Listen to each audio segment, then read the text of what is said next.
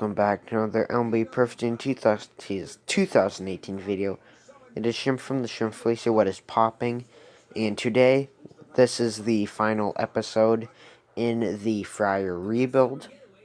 So, we are going to go over the subtractions I have made to my team. If you want to see the additions to my team, go ahead and skip ahead in the video. But right now, let's look at the subtractions if you have forgot. Dallas Keuchel will be off of the team. He was worth just under 500 million coins, and his pitch selection was quite hittable, although his break was good. Break won't do you much good when you don't have a lot of pitches that break, except the changeup. Jacob deGrom is gone. He was good, but I needed coins for the rebuild. I know his price has risen up quite a bit, which is why I don't think I'm going to be getting him back.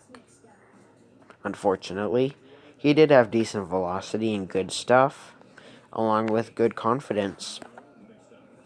Brad Ziegler is gone, however, I have replaced him with a different Brad Ziegler. He was worth about about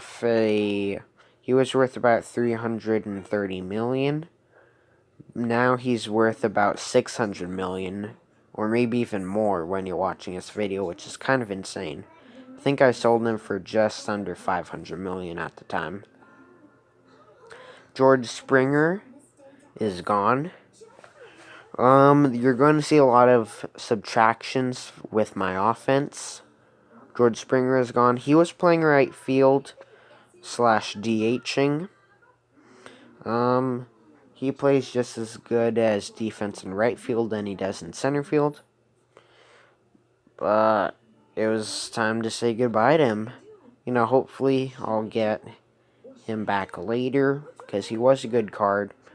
But I don't think it was the right time for him. Miguel Cabrera is gone. I have replaced him with, yet again, another edition of Cabrera, not this specific edition.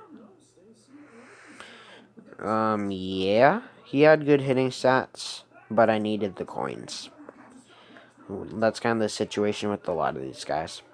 Robinson Cano, one of the higher overalls on my team, along with Springer, is also gone. Just worth over 800 million coins. Good hitting stats there. Good throwing, which is not exactly necessary for a second baseman. Good power. Well, I'd say decent power. Darn good contact. He was good. Of course, he took steroids. But that did not factor into my decision. Absrudal Cabrera.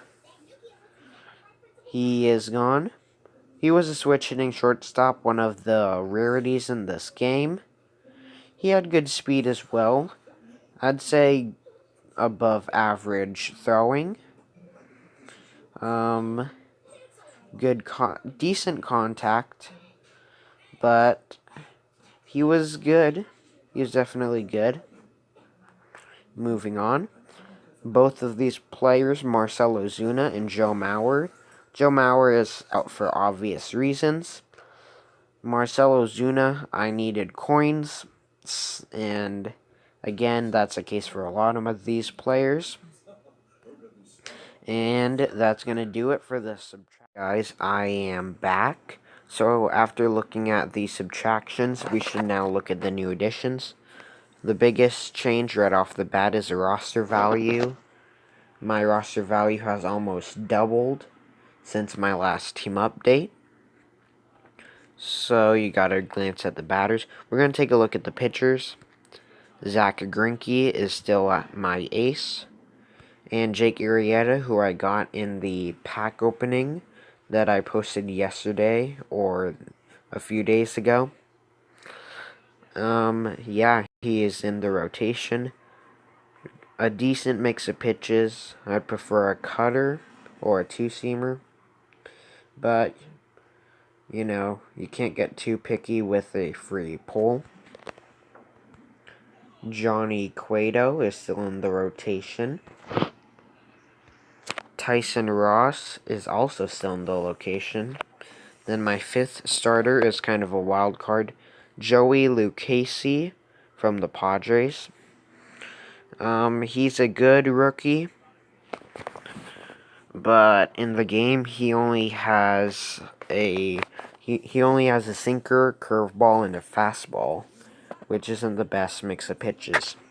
I would prefer to get a better mix of pitches from a starter, but hey, you'll take what you can get. And Joe Kelly with $2.5 billion, very nice reliever card, hard thrower, has a sinker and the curveball.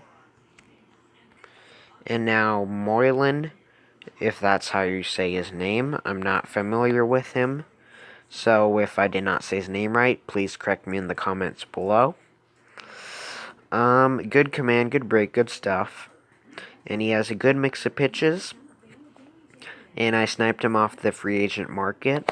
He's a good pitcher for the price, which is $355 million. The next pitcher in the bullpen is Brad Ziegler, who is very nice as well. I enhanced him myself.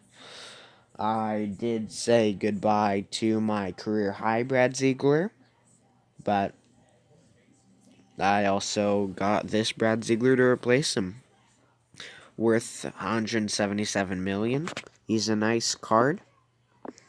Kevin Quackenbush is still on the team, along with Tommy Hunter, followed by Brad Hand, the closer.